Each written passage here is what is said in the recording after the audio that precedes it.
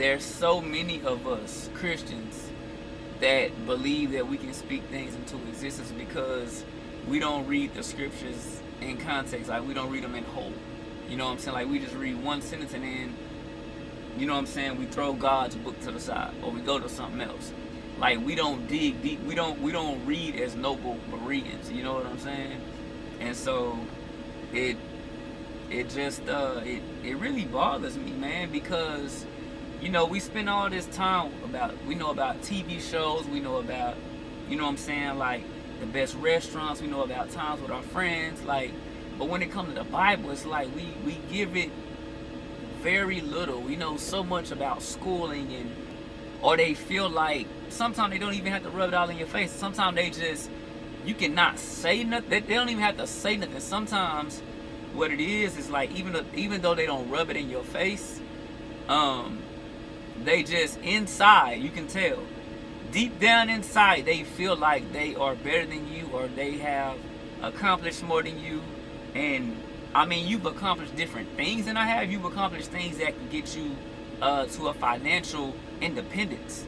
You know what I'm saying? But when it comes to everlasting life, what does the Bible say? You can gain this world and lose your soul. You feel what I'm saying? Like, have no other gods before me. Like, when it's talking about money, the Bible also talks about sell all that you own and give to the poor. Like, I'm not telling anybody to do that, but I'm just saying, we seek these heights and achievements and put this rank on ourselves as if we're the you know, as if we are everything. If we are whatever, but we look down on other people. And that's why the Bible says that God exalts the humble. Those that are cocky and proud and, oh, I did this, look at what I did. God can take every last bit of that from you. And in the end, he will, because you can't take none of this. Anything that you gained on earth, anything that we gain, I gain on earth, we cannot take any of it with us. You feel what I'm saying? I really try to heed the Bible. I know I'm not perfect, but I try not to look down on other people. But it's crazy because even though I try not to look down on other people, I still like to post scriptures on my social media pages. You know what I'm saying? That's my assignment from God. And you know, to do my music, that's my assignment from God. You know what I'm saying? And when I post scriptures on my page, you have those Christians that want to jump out and lash out and say, oh, you think you better than everybody. Oh, you, like, really? It lets you know where their maturity level is in Christ. And that's what I say, man. You can have all this money and be like just foolish when it comes to like other things. You know? Like people that have their PhDs and stuff look down on me. A lot of them. Oh, you're not making six figures like me. Oh, you don't have the smarts that I have. You know what I'm saying? And it's like, wow, but you can't even get out here and change a flat tire. You can't even get out here and put a air filter in a vehicle. I know more about cars than you know, and I don't even know everything about cars. But you feel like your level of wisdom has exceeded mine. You might be book smart, but I'm smart in other areas. When it comes to cameras and studio equipment and cars and, you know, sometimes just normal things around the house. It trips me out how many people watch so much stuff on TV, but then you ask them like technical things about the TV and they have no idea what half of those settings on their TV mean. Like, I really wish people would listen to themselves. Really listen to yourself when you say what you're saying. You believe that you can speak things into existence. If that is so, then why can't you speak $1 billion into your bank account right now? You cannot do that, because you're not God. When God can speak things instantly, When he said, let the sun and it was the first day, the second day, everything he spoke, it was right then. When Jesus rose from the dead, it was right then. It didn't take no 20 years, 40, 50 years. I'm still waiting on that money coming to my bank account. I guess I ain't got enough faith. Pastor say I ain't got enough faith. Pastor say I ain't tithing enough. Y'all really falling for this crap, for this garbage. If you look at Genesis 1:3, I'm looking at this, reciting this off my phone. When God spoke, it happened. When God said, let there be light, the light appeared. When God talked about the sky, it was formed. Dry land, vegetation, like anything he talked about, sun, moon, stars, fish, birds, animal life, it happened right then and there. We can never do what God did. And these pastors that are out there telling y'all that y'all are little gods, y'all better watch out with that. Because that is a scripture in the Bible, but it doesn't mean what they are saying. That's a whole nother video I would have to do. And it's not talking to us. It's talking about the judges in that day. It's not talking about us today. Y'all don't read in totality, I guess, in fullness. But then y'all let a pastor, it really trips me out, man. You got Exodus 8:19, which was kind of like how these Egyptians, Egypt, the magicians mimicked certain miracles. But when Moses turned the dust of the ground into gnats, the Magi, or the magicians of Egypt, were stumped. They could not animate inanimate things. And they even said, this is the finger of God, they told Pharaoh. It says right here, I'm reading from Got Questions. It says right here, there are people who believe it is possible for mankind to speak things into existence. Some of them base their claims on misinterpretation of certain scripture passages. When we only look at one verse of one short section of scripture without considering that passage in its proper context, we can make those kinds of mistakes. That's what I just said.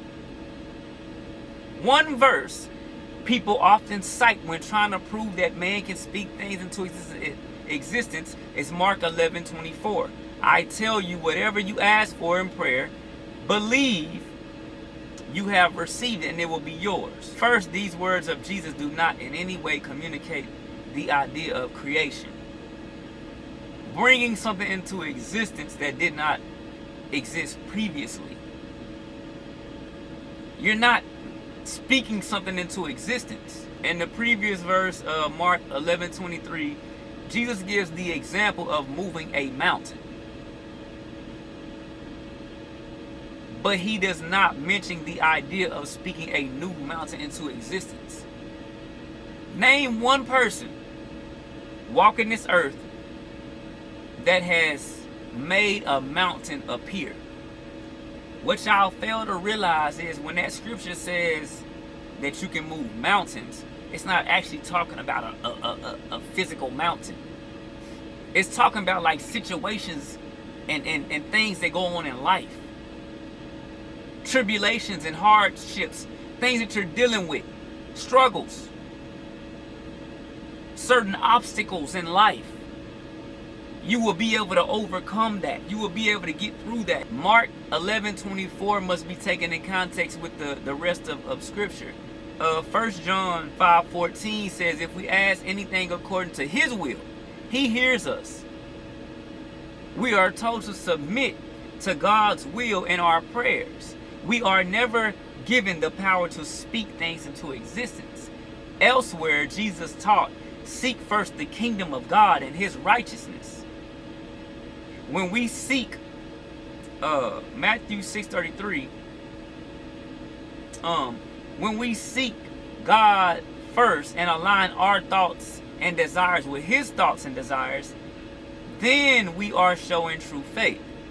So it's not like our own thoughts and desires. Oh, I want $1 million in my bank account. and you can speak it into existence. It's not how it works. What it is you can't speak anything into existence. You submit your prayer request to God.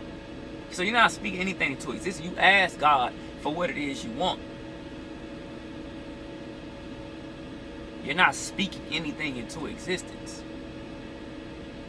But there is one scripture that I'm going to get into that I know that y'all use a lot.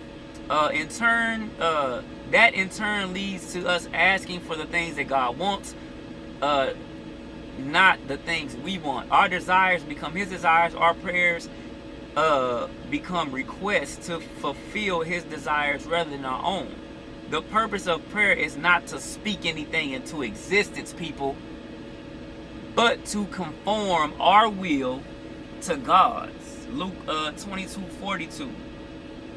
Father, if you are willing, Jesus, is this Jesus saying this? Father, if you are willing, remove this cup from me. Nevertheless, not my will, but yours be done. Another passage often used as proof text that we can speak things into existence is Romans 4:17. It says, which speaks of the God who gives. This is the one right here, I believe. The God who gives life to the dead. This is the one. And calls into being things that were not. Many prosperity teachers. Y'all gotta watch out with these prosperity teachers. Please leave them alone. I was always against calling people out name by name. But I don't know, man. I'm getting to a point where I think it's time to call some names, because I've been talking about this stuff and saying, hey, I shouldn't say names. I shouldn't call out this pastor, that pastor. It's getting to a point, man, where I think we got to start calling names, because y'all act like y'all don't know who we talking about. I'm telling you, prosperity teachers, but do y'all not know who the prosperity teachers are? Anyways, many prosperity teachers latch onto the phrase, cause into being things that were not, and try to use it as biblical evidence that we can do the same thing. They misread the passage. However, Paul is clearly talking about God, not man. Calls things into existence. Speaking things into existence is God's domain. So Romans 4:17, as it is written, I have made you the father of many nations, in the presence of the God in whom he believes, who gives life to the dead and calls into existence the things that do not exist. That's ESV. Romans 4:17. Let me go into this in the King James real quick, because this is very important, people. I'm really hurt that y'all follow pastors and attend churches where they are misleading y'all and sending y'all straight to hell, leading y'all straight into a ditch. You know, if you choose to go to these churches, I'm not saying everything they preach is false, but if you choose to go to a church like this, all I'm saying is you gotta know when something is making sense. You have to have discernment from God when something is making sense, and when something is like, okay, that I'm scratching my head on this, let me go to the Bible on this one. You feel what I'm saying? So I said Romans 4:17. Yes, I'm in the index. I tell y'all I don't read my Bible that much, and I'm still knowing stuff that y'all don't know. And y'all read y'all Bible. Y'all go to church 4 times a week. Y'all tired every Sunday, but still don't understand the scriptures. It's scary. It's very scary. It's like, it hurts my heart. And this is why, I try to get across to people, because I don't care, man. Like, I don't care what past it is. I'm not finna go to hell for you. You know what I'm saying? Romans 4:17 says, as it is written, I have made thee a father of many nations before him whom he believed, even God, who quickeneth the dead, and calleth those things which be not as though they were. That's clear as day to see that it's talking about God, not man. I don't even understand how y'all can read that and let a pastor deceive y'all like that, and let them make y'all think that this is talking about us speaking things into existence.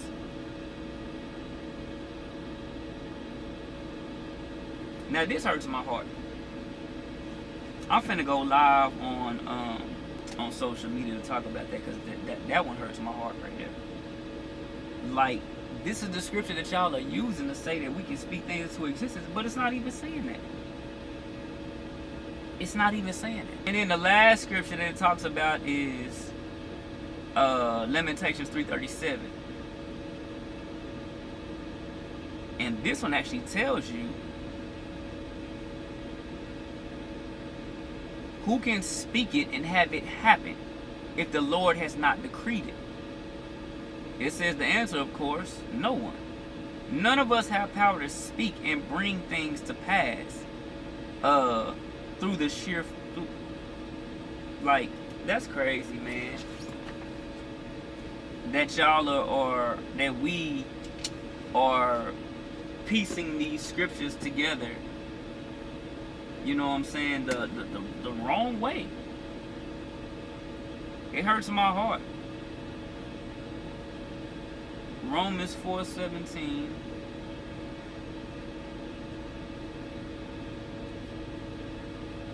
I want y'all to study that, man. Romans 4:17 and Lamentations 3:37. And the other scriptures I gave. But especially Romans 4:17, like, and if you understand what Lamentations 3:37 is saying, it's saying nobody but God can speak things into existence. Like, we can't speak things into existence on our own. Even if y'all were to say, oh yeah, we can't speak it on our own, but we can speak it if God says it. That doesn't even make sense. So you're not speaking into existence. It doesn't even make sense, people. I don't know. Y'all gotta quit. Y'all pay these pastors hundreds and thousands, and by the time you in your 50s, you done paid them probably millions of dollars in tithes and offerings, just for them to send y'all, lead y'all to hell. Boy, we living in some last days.